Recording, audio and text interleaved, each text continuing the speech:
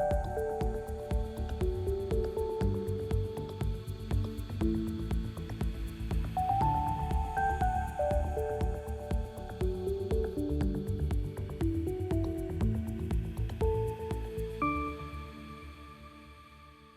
looks like we have a majority of people with us today, so we're going to get started. Again, my name is Jeff Felice, and I serve as the president of CertNexus.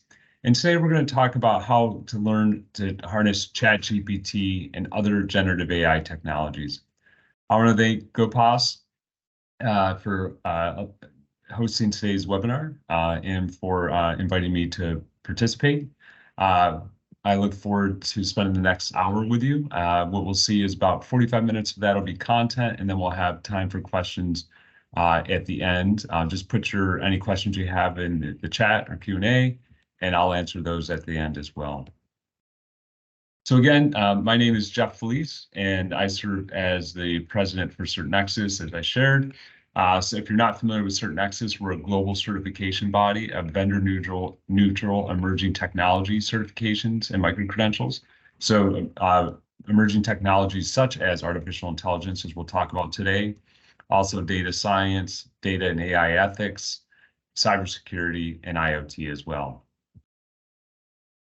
So what will we discuss today? First, we're going to define what generative AI is. Then we're going to discuss how generative AI is augmenting human tasks. We'll describe what makes a good prompt. We're going to then deliberate some of the ethical challenges associated with generative AI and AI in general, and consider what's next for generative AI. And then, as I shared, we'll have Q&A at the end as well. So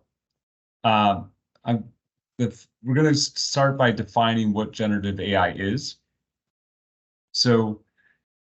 But before we do that, we probably need to step back and define what artificial intelligence is.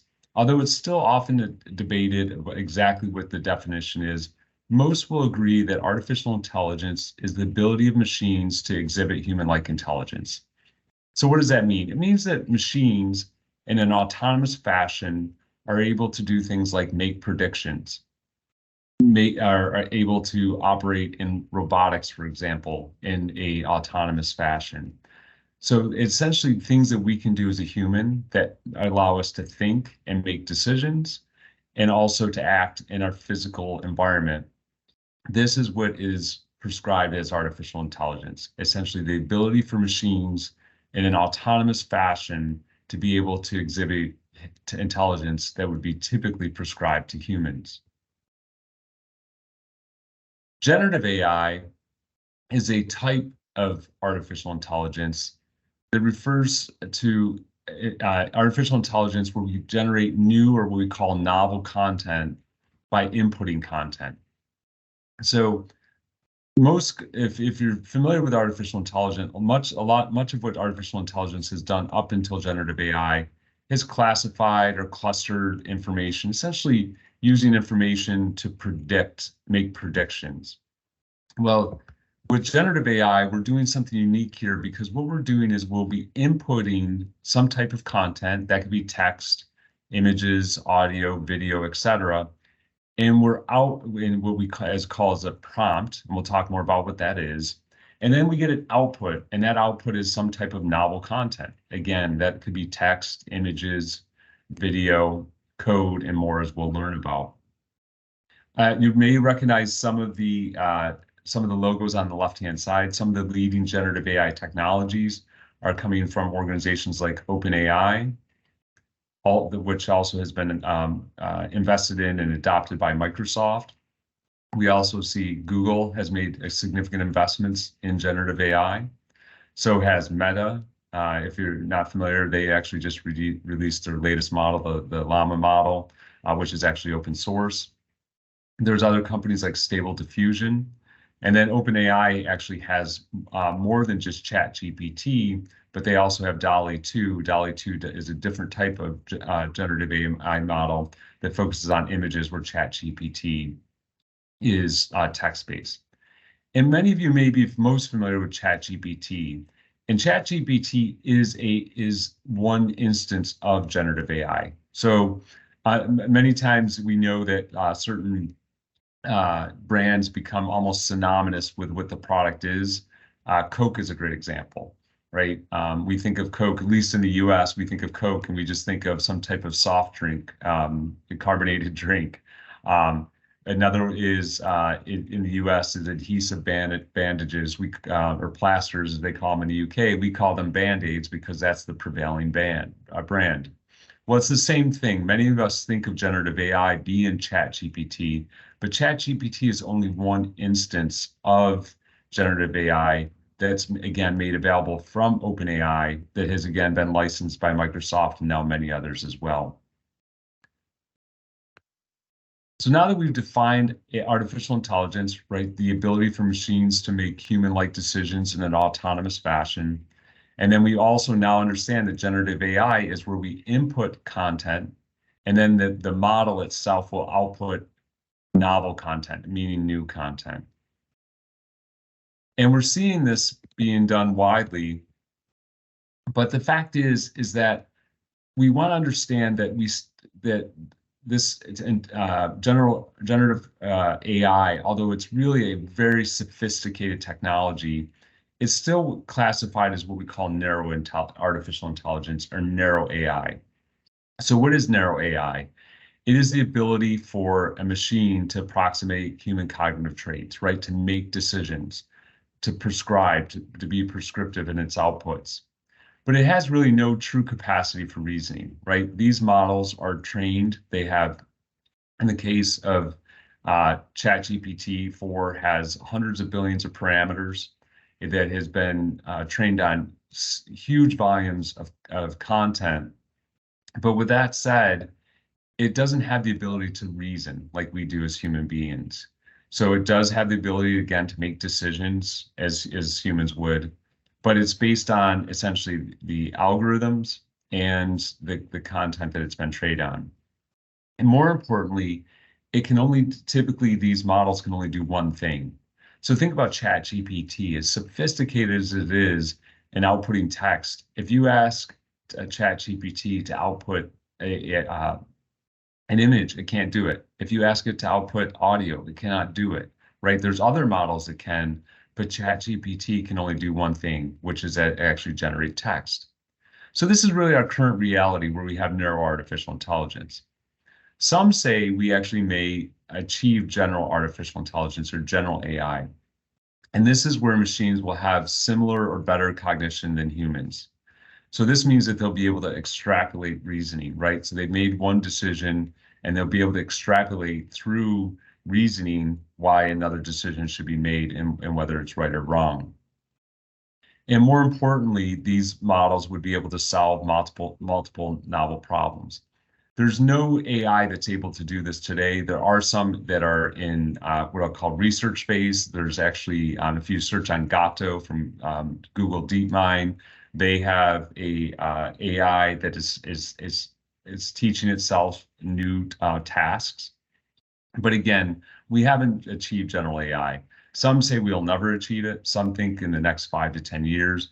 But as we'll talk more about in the ethics sessions as well, we need to have more guardrails as we near general AI, because again, these machines may have similar capabilities to humans as well. So let's discuss how generative AI is augmenting humans, right? So now we understand artificial intelligence, that generative AI is a type of artificial intelligence, that even though as sophisticated as these models are, they're still considered narrow artificial intelligence. But again, they're extremely capable, and they are augmenting us as humans and the tasks we complete. So this McKinsey & Company, which is a large international consulting firm, they did some research, and they wanted to look at some selected examples for generative AI. And again, this is not meant to be an exhaustive list, but just giving examples in 3 primary industries, being banking, retail, and pharmaceutical and healthcare.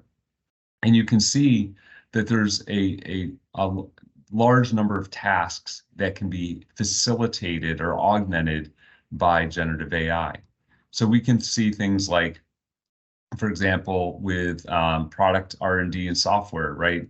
how potentially converting legacy code or optimizing migration of legacy frameworks.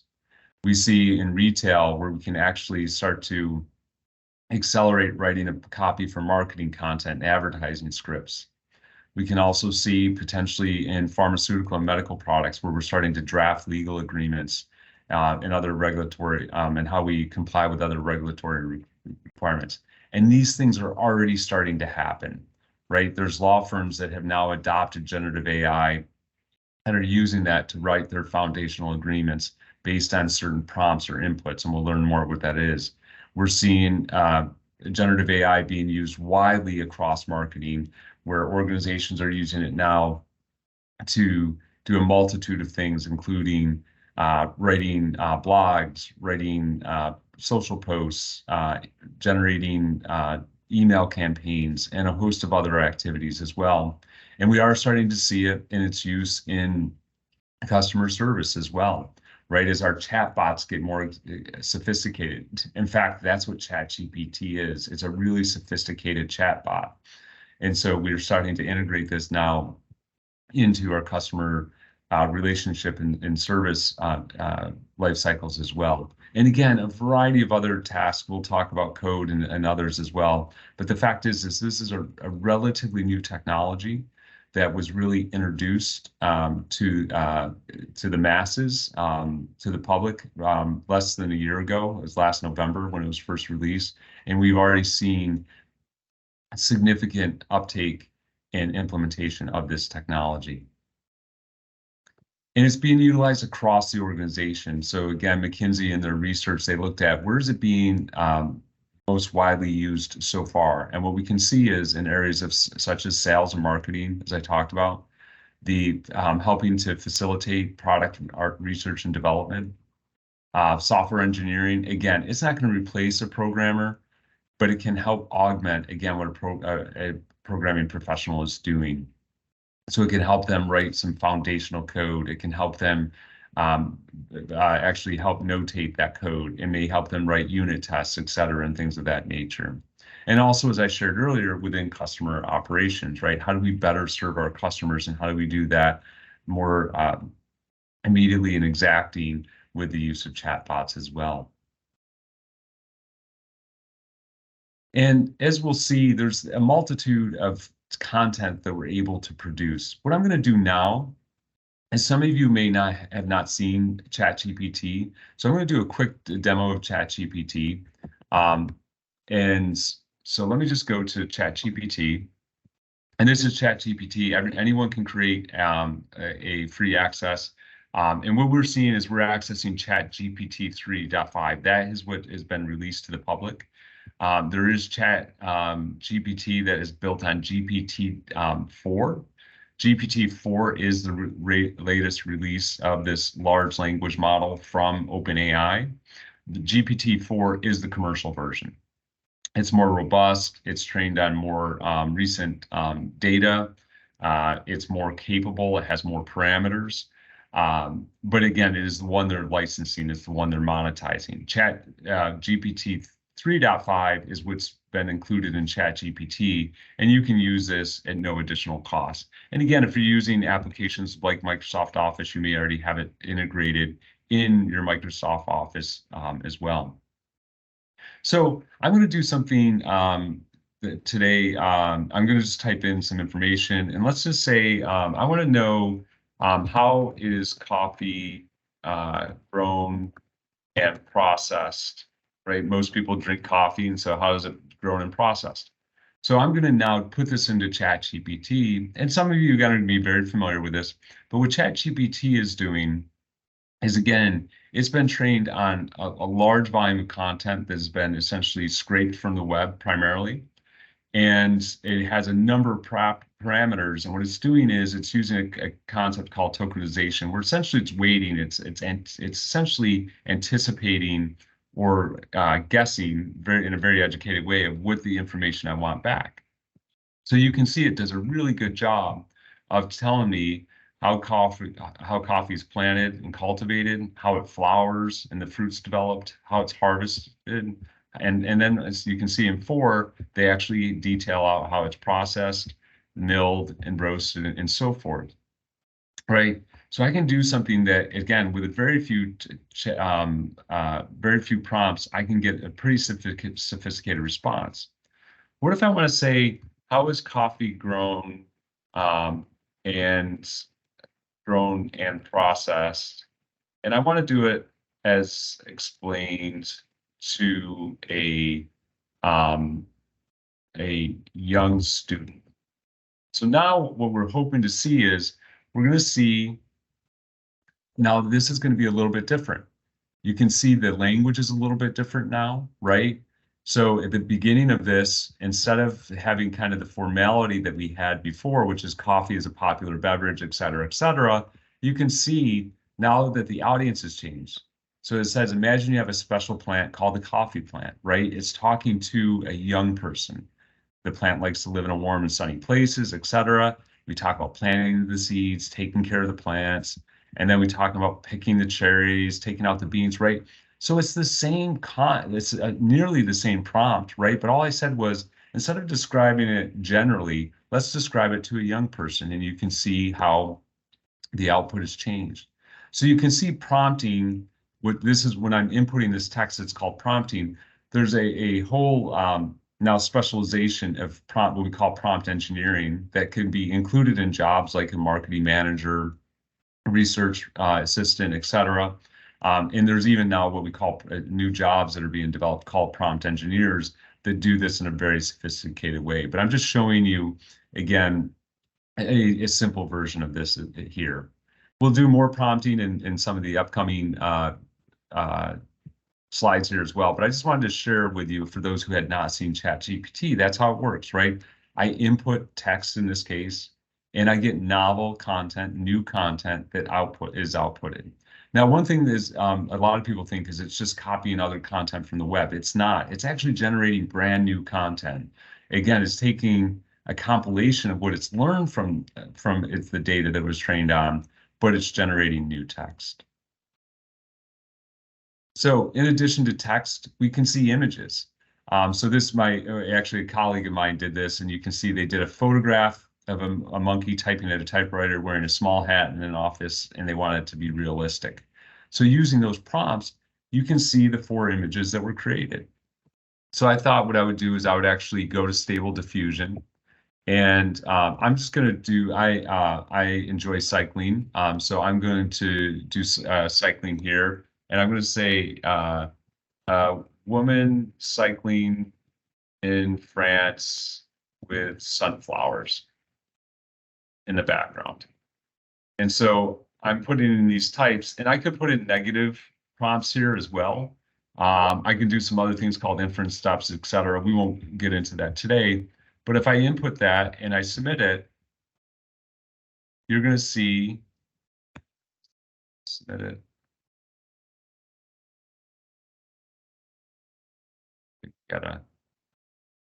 Sorry about this, there's a pop-up that it's there. Let me do this again one more time. A woman cycling with sunflowers in the background.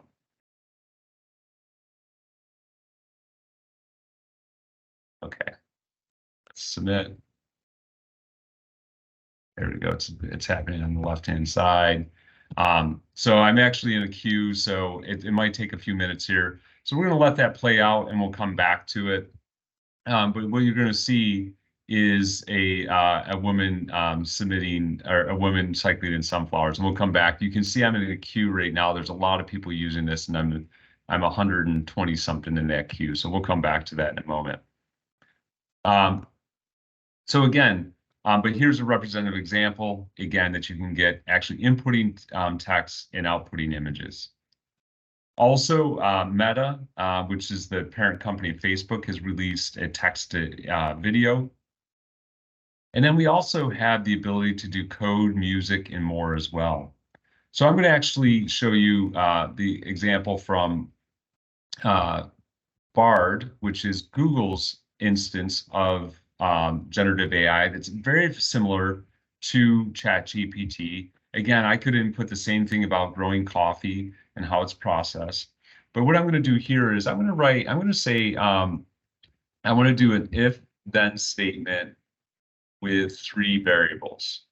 So if for those who aren't familiar with programming typically will include if-then statements.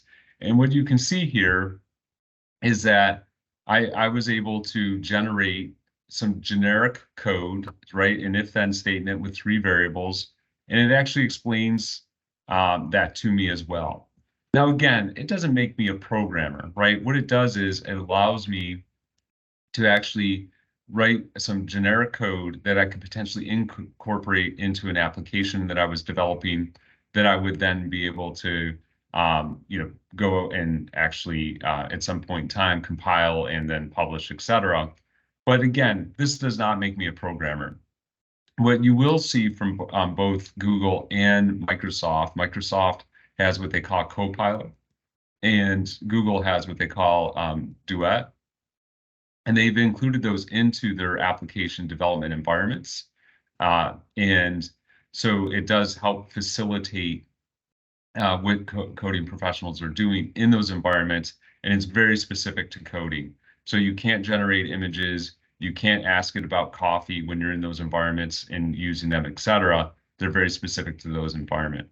Those are what we call limited function models, essentially using these big base models, but using it for a very specific purpose. And you'll also see it again in some of those marketing platforms, et cetera, that we talked about, sales platforms and more. So again, we're using this for a variety, to be able to generate a variety of types of content today. So let's describe good prompts. You started to see some of that, right, when I was doing in ChatGPT, where I got more prescriptive, right? But let's step back and talk about what prompt engineering is. So this is the process of refining an input until it produces a desired output. And so again, there is new roles such as prompt engineers, but many of us will start using prompting as we use generative AI in the jobs that we do today as well. So what we'll learn, much like we do when, how we've learned to, be able to become more precise in searching through, whether it's Google or Bing, et cetera, it's the same thing with prompt engineering. The more specific you can be without using too many words, the better the result will be. So, what is a good prompt? And what we'll see again, it's going to be a necessary skill for anyone using AI, as I shared on the prior screen. And there's no universal good prompt. There's good best practices we'll learn, but a prompt is going to change based on the desired output, right? You can see, I wanted to better understand what how to grow coffee. But then I realized, I'm talking to a young audience. So I actually want to put it into the terminology and use vocabulary that younger audience would understand, right? So the fact is that there's no universal good prompt, but there's some good best practices. The first is that you're going to build your prompt iteratively. I did that with the coffee example, right? I did one and I realized, oh, hey, I wanted this for a young audience, so I was actually more descriptive in the second one. That's the second best practice, is be descriptive. Tell the model what you want and what you potentially don't want, right? So as you do both, it'll start to constrain it and inform it, so it gets very specific. You need to be clear. So instead of using too many weird words, it's better to be use fewer but be very have great clarity in those words. Provide relevant examples when possible. So if you have an example that you want to use to do that, and you can save and reuse. So I'm going to go back to ChatGPT quickly here, and you can see on the left-hand side, I actually have different prompts that I've done. And you can see one of the I did in previous 30 days was generative AI roles, right? So I can actually save my prompts. So you can see I said, what are common job roles that use generative AI? Well, if I wanted to get more descriptive, I could say, what are common jobs in finance industry that use generative AI oops, AI that are not marketing roles, right? So now I'm saying, hey, tell me about jobs in the finance industry that use generative AI, but I don't want any that are marketing roles. And so now what you can see the finance industry. They're now going to tell me here's some potential job roles that are going to use generative AI. See, I got very specific in here. And so you can see, I don't see anything related to marketing, but I see a whole bunch of other job roles, like quants and portfolio managers and fraud detection analysts and actuaries, et cetera, that potentially would use generative AI. So you can see I can get very specific. Now, one thing to note is that, and it's at the bottom here, is that the free version of ChatGPT was trained on data up through September 2021. So the paid version continues to be continuously updated. But if you're using the free one and you want to know something that happened, a current event that happened in 2022, so let me just say or 2023. I'm just trying to think of something that we could say 2023 that would be relevant. I can't think of anything off the top of my head. But if we wanted to, it wouldn't know about it because this model was trained on data up through September 2021. So again, the paid version, which uses GPT-4 and what many companies are licensing, again, will have data that continuously is updated. So that's one thing to note here is that, again, this is going to be, there is some limitations with GPT 3.5, right? The content has been developed on or trained on. The recency of that in the model itself is not as capable now as some of the newer models. So some additional best practices for text generation. You can write as clearly as you can. Ask for sources. This is one thing that we need to understand is that these models can get to the point where if you continue to prompt, they start to what they call hallucinate. It's really confabulation, where they start to not really understand what the truth is anymore and start to provide answers that may be incorrect. And they don't know, right? These models don't know what's right or wrong. They have no moral compass. They don't know what is ethically correct or what's biased or not, et cetera. We'll talk more about that. Know some of the model's restrictions, right? I was just telling you with ChatGPT, one of the restrictions is the data. It hasn't been trained on any data since September 2021, right? Again, that's the free version. If you're using the one based on GPT-4 in a commercial setting, it's going to have more up-to-date data. And you need to keep trying until you get it right, right? It is a learned skill, like it is with anything, right? As we all learned when we started doing Google searches and became more, or Bing searches and became more competent with those. It's very similar here. The better the prompt, the more specific, greater clarity, using examples, omitting certain words, et cetera. Like I did, right? Don't show me marketing roles, show me other roles. You start to get more capable and competent responses from the model. So let's deliberate some of the ethical challenges briefly. So first of all, what is data ethics? For those who aren't familiar, it's simply ethics applied to the creation, collection, and use of data. So the fact is that we're actually generating more data than we ever have before.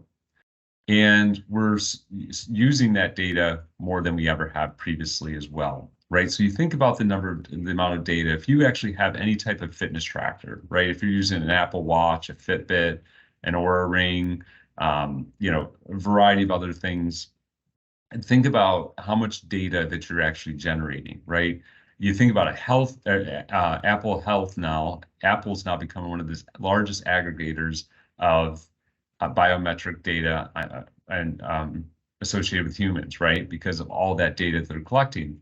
Well, we need to understand about whether they're doing, whether they're collecting that, which the Apple is in an ethical way, and then their ethical use of that data as well.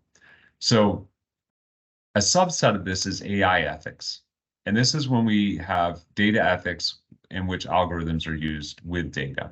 So not only we just have data, which is again that collection, storage, use, retirement of data, et cetera. But with AI ethics, we're also now talking about the use of data with algorithms. And this is a growing field because one of the challenges we have is that AI doesn't understand human ethics. It doesn't understand, again, as I alluded to earlier, it doesn't have a moral compass. It doesn't understand the difference between right and wrong. What AI is very good at doing is making a prediction. What it's not very good at doing right now is evaluating whether that prediction could potentially include any biases, potentially harm, a group of individuals or an individual. And so we need to make sure that our AI treats human beings responsibly, and that we're not causing harm to humans.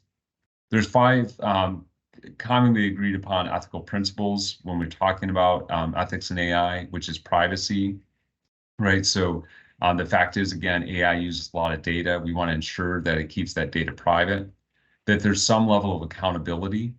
So the AI model itself is not going to be accountable. So who is going to be accountable, right? Is it those that develop the model? Is it those who, in some cases, organizations are licensing the ChatGPT, right? These GPT 3.5 and GPT-4, they're licensing them and creating secondary applications. And so using these models, so is it OpenAI that's responsible? Is it that company that's responsible? Is it your company because they licensed it and that software and are utilizing that?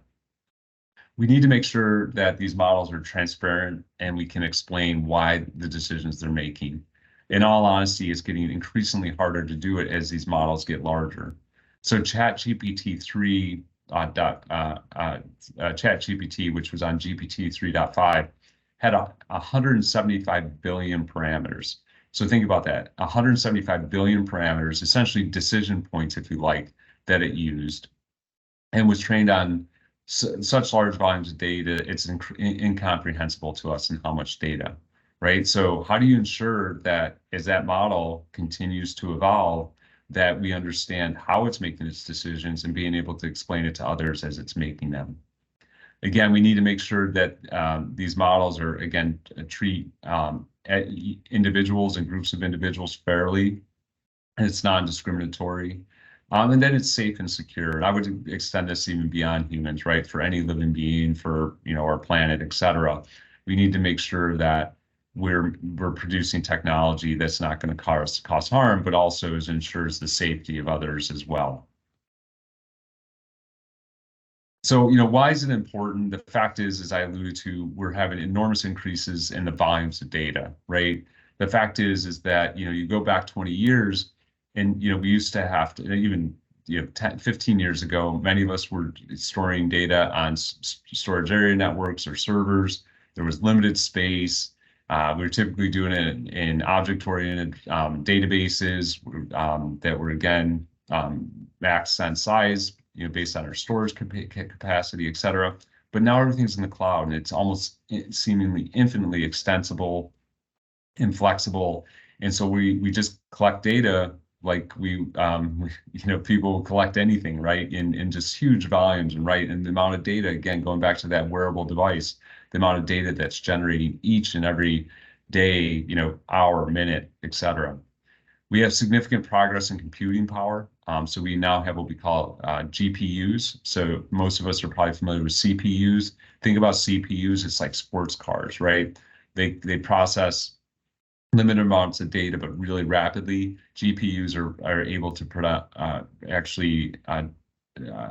produce, or not produce, but process large volumes of data. They have huge throughputs. They're more like a truck, right? Being able to do that. We have continuously improvements in our algorithmic capabilities. The algorithms that we have today are far more advanced than they were just even several years ago. And we're starting now to combine techniques to actually become more innovative in how we actually use the various types of AI, which we're not getting into today, but there's machine learning and deep learning, but now we're starting to combine some of those together. There's no international regulation. The EU is in the process of developing and expected to pass the EU AI Act, which will help regulate some of this. But again, as the EU started to develop the EU AI Act, they had not fully anticipated generative AI. So how does that get incorporated in here? And then how does it impact the rest of the world? And again, we have to realize for the first time we have machines making decisions without human intervention. And that's why this is necessary. Some generative AI, specific AI ethical concerns related to generative AI is accuracy and truthfulness, right? Again, we're taking what this generative AI model output, right, with ChatGPT is now we all think that coffee's grown a certain way, it's processed a certain way, et cetera. I need to make sure that I validate that, right? Because again, the model's providing us with the information based on what it predicts the information we want. But again, it may not have it be as accurate as we like. Again, it can amplify any existing bias and discrimination. There's a definitive gender bias. If you type in, stable diffusion, et cetera, show me a picture or in ChatGPT, describe me a CEO. And if there's any gender, it typically describes a male versus a female. We need to understand where the data provenance and the quality of the data. So again, these large language models that constitute generative AI were just trained on huge volumes of data. But again, a lot of that data came from US websites. There's others as well, but mostly English speaking, et cetera. So we have to look at it as where did the data come from? Is it representative of everyone that's using these models? And what's the quality of the data? We have to understand what the impact is on the workforce, right? Most jobs will start to incorporate generative AI, but there may be some jobs that move towards obsolescence, right? What we think and what has always happened with technologies is we've added more new jobs. So the net is we add jobs, but again, people have to learn new skills to acquire those jobs. We need to make sure there's not the intentional distribution of harmful content. So deep fakes, other synthetic content, synthetic content's defined as content that wasn't through machines or somehow through a business, but essentially content that someone creates. We talked about the lack of explainability and transparency could be a huge concern. Legal compliance, as we start to have more regulation, are we ensuring that we're not only in compliance with those regulations, but also supporting regulations, right? One of the biggest challenges with some of these generative AI models is they trained on content that was in the public domain, but has been protected by copyright or other legal in other legal manners. So should someone get paid because even though their content was in public domain? Think about song lyrics, right? Song lyrics end up in the public domain, but they're still copyrighted and they're still owned by an individual group, et cetera, right? So should they get compensated for that? And we need to ask, who is responsible, right? There's that whole value chain that I talked about, from those that have created these large language models to those who, in some cases, open source, like Llama from Meta, that are adding to them or utilizing them. Who becomes responsible for that? And again, many more as well. So let's consider what's next with the future of generative AI. Is the ability at some point for it to generate creative content that is indistinguishable from human created content. Again, right now, there is ways to identify. A lot of times in the text, you'll see the generative AI writes sentences that are near equivalent in length. Humans typically don't do that. The images, you can see some of the images, and you're like, that may not be something that a human would develop, but they are becoming better and more sophisticated. And again, at some point, indistinguishable from what we can do. Again, using generative AI to augment and automate tasks, right? So think about that is, as we start to think about how we use generative AI, it's how can we automate tasks that are lower level, that are repetitive, and so we can focus on the higher level tasks that require more cognitive capabilities, more creative, et cetera.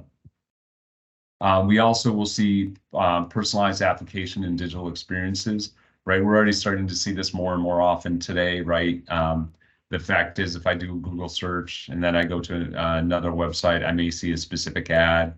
We're now seeing that, moving to other forms of media as well.